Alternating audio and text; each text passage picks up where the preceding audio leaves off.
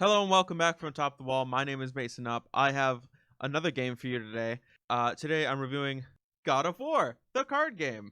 You can work together to fight a dragon, trolls, Valkyries, and it does feel like you're actually working together. I have to say, my particular view of aesthetics is through the lens of hedonism, the philosophy based on the universal principle living things seek pleasure and avoid pain. It is a belief that pleasurable things are good and painful things are bad. I like to think of beauty as a form of pleasure, or at least experiencing beauty is pleasurable, and that the two are definitely linked and practically the same thing. They cannot be separated. I like to start with the mechanical pleasure, the pleasure we get from experiencing an interaction with a game. This can be done through a dice roll. It can be moving a piece on a board. It can be launching Nazim into the heavens.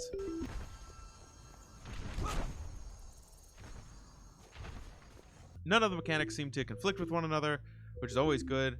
Many of them seem to synergize with each other, but most importantly, I like interacting with them. That is the most important thing about a game for most people. Do you enjoy the mechanic? Do you like jumping around in Mario for fun? This is the basic mechanical pleasure. It's just hit the button for fun. It doesn't matter if you're progressing, it doesn't matter if you're getting story or doing anything important. You just like hitting the button for fun. Likewise, I like slinging cards around, cracking skulls, and taking names. I get to build a deck of cards throughout the game. At the end of each turn cycle, you get the chance to slightly alter your deck, and it is an almost immediate impact. You'll either see an impact the next turn or close to it. There is an obvious problem that I should point out. A lot of games that have a multiplayer mode, but also single player mode, typically will have this problem. They'll have a balancing issue where the difficulty will be skewed to be just the right amount, or just the right amount to be fun or enjoyable, or how they want it for one mode, but then when you switch to the other mode, things are kind of out of whack, and like they're just like off. Like things are either unusually easy or unusually difficult, and in God of War's case, it changes from mission to mission depending on which mode that you're in. It's not severe enough where it's a deal breaker. You just be aware of it.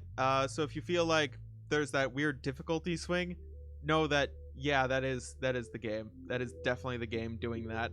Solo player mode on specific missions can just like outright kill you out of nowhere seemingly, while on other missions you can your momentum in the mission can spiral out of control and it can feel like no challenge at all.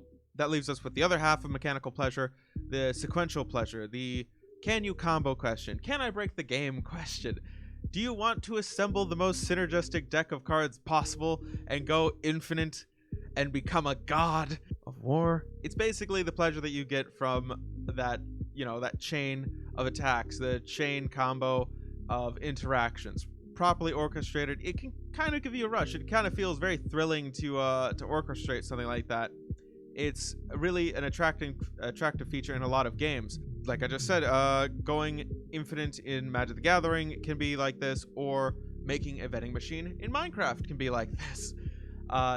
Crazy mechanics that are well orchestrated and take a lot of time to master and to sequence out properly can be very interesting and fulfilling. The answer is yes, this game definitely does that. I myself actually ended up building a 12-card deck throughout a solo campaign mode, and I ended up figuring out a way to draw my entire deck consistently, and then infinite attack going, to get infinite damage going, to get infinite rage abilities going, which meant I had infinite healing, infinitely do anything that I wanted. It felt pretty good. It felt very good. I got so excited that I got to chain that together and figure that out on my own. It was very epic. It was very epic. The second form of pleasure that I like to talk about is the social enhancement aspect of a game. The game's multiplayer campaign does encourage teamwork, and it is cooperative as far as it seems. I haven't seen any kind of versus mode in this game unless there's something secretive that the creators have like hidden in the depths of like the manual in like a secret code or something that only can be found out by Reddit. there's no versus mode. It's just a cooperative campaign mode as far as multiplayer is concerned. And yes, there are mechanics to support it and actually make it feel like you are working together. That is very important in co-op, and a lot of game designers, it seems like they don't really pay too much attention to that. They just say like, "Oh, congrats, you and the other players are on a team, and you're gonna work as a team because you're a team, and like it'll work out." Without giving you any kind of mechanics or benefits to this. This game specifically does come with support classes. It comes with mechanics that can only affect other players or benefit other players more than it would benefit yourself. And you can take damage for each other by changing up your positioning. So there's a lot of interaction between you and the other players, and you really do feel like you're working together. Each character does have a unique role that is already pre-given to you with a pre-built deck. And as you modify it throughout the game, you are able to make that either more supportive or less supportive. Like you can turn some characters into just these huge boons for everybody. That means there's a lot of unique experiences for the group. It's not super linear.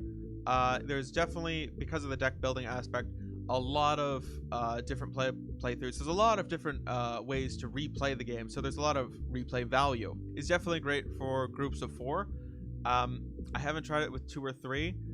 Overall, I would say that this makes an evening more fun with your friends, for sure. Definitely way more fun, but it's not going to be the star of the night like, let's say, Cards Against Humanity would be. Like, you could laugh at the question, why is my couch sticky, for hours at a time.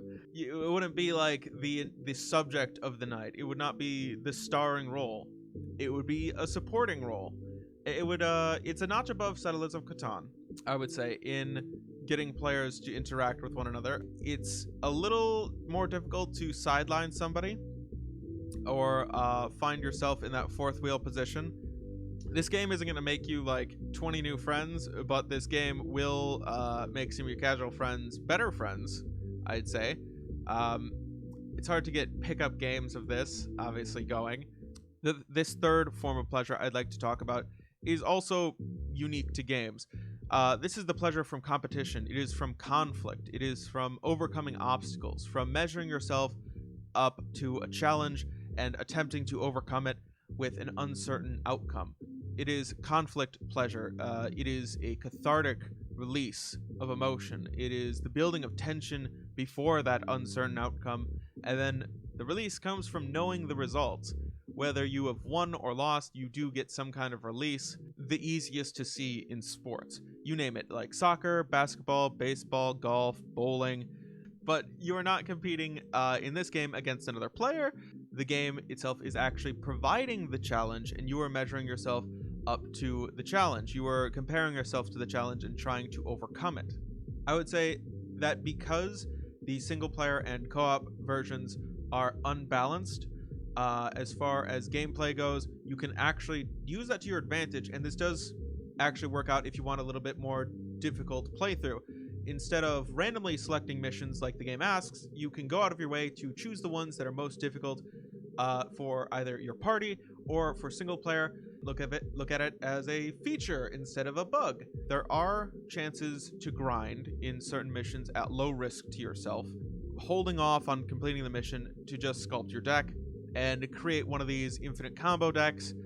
The multiplayer mode, its difficulties arise from, if you are not Kratos, you may find yourself with some very, very low health, and Kratos can't take all the damage for all of the characters. Like AoEs that hit everybody for just 1 damage, and those pings can start to kill people out of nowhere. There are definitely certain areas where you just cannot afford to grind as a group. There's also specific mechanics that you can go out of your way to abuse. I highly recommend card draw. Abuse card draw. There's no cost to actually using the cards that you get.